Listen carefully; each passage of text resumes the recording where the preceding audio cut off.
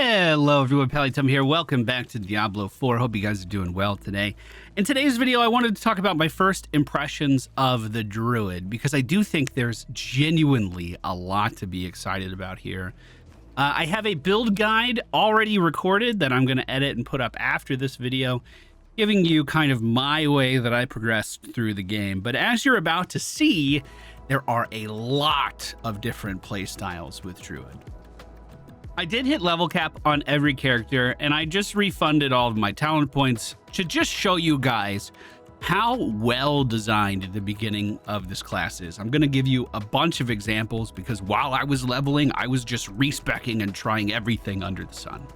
For instance, you could do something like this. Picking up Maul at level 1 as your generator will transform you into a giant bear.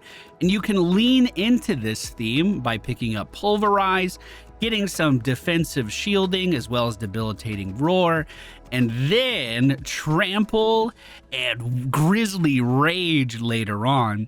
And your playstyle would consist of mostly being inside of bear form, running towards enemies and swiping them down with your main generator, while also getting extremely powerful right clicks with your fortify and overpower mechanics, especially if you start to yell and use your defensive abilities. Your right clicks can absolutely chunk.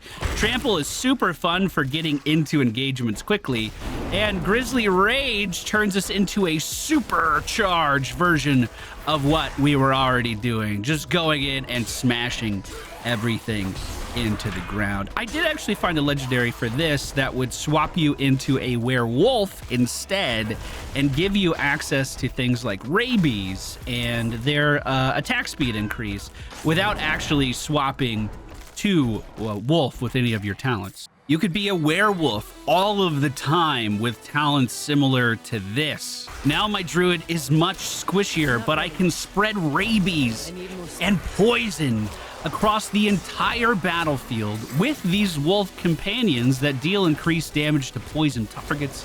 I can have them like sick them on a specific enemy to deal increased damage on top of that. But I give up a lot of that fortification. I'm a lot squishier with this kind of setup. It's a very different playstyle. The ultimate for werewolf, by the way, is very akin to seven-sided strike. Let me see if I can get some decent density gathered up here. I didn't pick the best dungeon for this showcase, it seems. Oh, this is pretty good.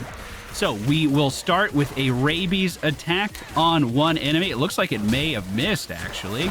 We'll get a damage increase and then pop seven-sided strike. And as you can see, my druid just disappears and then reappears behind every enemy. I cannot stress how low druid damage feels. That was my that was a 40-second cooldown. I expected the animal forms when I picked up druid. What I didn't expect was the elemental side. For instance, my auto attack is lightning based. It can bounce around to various enemies and deal damage. My right click spawns these massive tornadoes, which admittedly don't stick to enemies as well as they possibly could.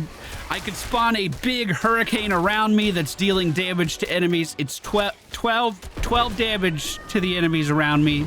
And if you don't like wind and lightning, you could, of course, just be an earthbender. I genuinely was quite surprised by the variety that we saw here with Druid. The main problem just seems to be, even with a specialized loadout like this one, the damage is just not there. You are the lowest damage dealing class in the game, no matter your setup. And that may be a hot take, but I've seen a lot of other people with very similar opinions. This is not a talent build that's spread out in talents. I have like 7 in my generator, 7 in my spender, and this elite is still just tanking it like it's nothing. Oh, I have another fun combo here. It's all about keeping your movement speed stacked. You see my left click stacked while also maintaining stacks on your right click. So you need to be spending and also generating pretty quickly within these windows. It allows you to maintain a lot of extra lightning damage on the screen if you're able to do it. And the increased movement speed means that you could travel between packs pretty quickly. We can also reinforce this with some roots to keep us safe. Let me get some spirit going. So some roots to keep us safe. If we want to keep everyone immobilized, that means we would be able to spend into them easier. I could also petrify the entire screen to CC these guys and continue to spend. Like, the bones of this setup is so good. It's just you're not being rewarded enough for any of this maintenance that you're doing. And in the early game, before I got access to the root and petrify, this was also super squishy. I have a build guide coming out for a like hybrid style druid where you're swapping in and out of human and werewolf form, as well as spreading plague across the screen. I tried to lean into dot damage as best as I could because it seemed to be the only reliable way for me to actually cleave screens down effectively. I'd love to know your guys' thoughts of the Druid down in the comments. I think if Blizzard gives it a little bit of love, it genuinely could be one of the most versatile classes in the game. It has so many options, but so many options that play so completely different from one another. It was a very interesting class to check out.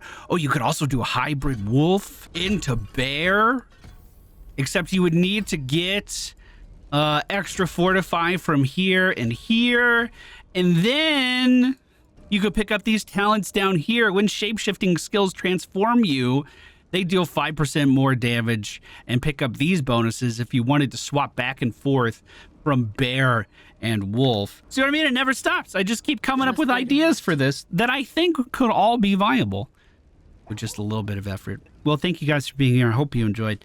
I'll see you again very soon. I have an hour and 20 minutes left to play.